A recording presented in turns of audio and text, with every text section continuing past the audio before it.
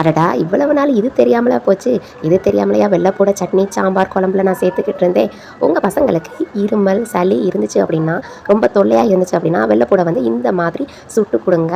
சளி பறந்தே போயிரும். அதே மாதிரி நோய் எதிர்ப்பு சக்தியும் அதிகரிக்கும். மிச்சர் வாங்கணும்னா அதில வெள்ளைப்பூடு எங்க கிடக்கு அப்படின்ட்டு தேடி தேடி போயிட்டு சாப்பிட்டுக்கிட்டு இருப்பேன். இப்போ அந்த வெள்ளைப்பூட சுட்டு சாப்பிடும்போது பாதாம், பிஸ்தா சாப்பிடுற ஃபீலிங் வந்து வருது. ஏன்னா அதுவும் பருப்பு மாதிரி சூப்பரா இருக்கும். அதே மாதிரி வெள்ளைப்பூடும் நம்ம சுட்டு சாப்பிடும்போது அதே மாதிரி தான் ஃபீல் வந்து கிடைக்குது. இதுக்கு முன்னாடி வந்து ஒரு வெள்ளைப்பூடா எடுத்து கத்தியில் வந்து சொருகி அந்த மாதிரி சுட்டிருக்கேன். நேற்று தான் கொஞ்சம் மூளை வேலை செஞ்சிருக்கு. ஓகே, இந்த மாதிரி கூட சைடில் சொருகி நம்ம வந்து சுட்டு எடுக்கலாம் அப்படின்ட்டு உங்கள் வீட்டில் அந்த தலைமுடி சிக்கு எடுப்போம் பார்த்தீங்களா, அது இருந்தால் கூட அதில் வந்து நம்ம இந்த மாதிரி சுட்டு எடுக்கலாம். இது லைட்டாக தான் நம்ம வந்து சுட்டு எடுக்கணும். நிறைய நேரம் கீழே வாடிக்கிட்டு இருக்கும்போது வெள்ளைப்பூடு வந்து கருகிரும். நம்மளுக்கே தெரியும் ஓகே வெந்துட்டு அப்படின்ட்டு. ரொம்ப நேரம் வச்சுக்கிட்டே இருந்தால் கருகிரும்.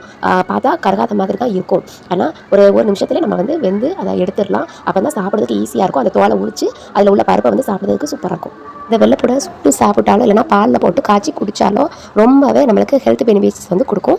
ஸ்கின் வந்து ஆரோக்கியமாக இருக்கிறதுக்கு ரொம்பவே யூஸ்ஃபுல்லாக இருக்கும். அதே மாதிரி அனிமியா அப்படின்ட்டு சொல்லப்படுற ரத்த சோகையும் இது வந்து தடுக்கும். எல்டிஎல் அப்படின்ட்டு சொல்கிற கெட்ட கொழுப்பையும் குறைக்கும். கேன்சரை வந்து ப்ரிவென்ட் பண்ணும். அதாவது கேன்சர் வந்து அதை குணப்படுத்துறதை விட கேன்சர் வராமல் நம்ம வந்து தடுக்கிறதுக்கு இந்த வெள்ளைப்பூடு வந்து யூஸ்ஃபுல்லாக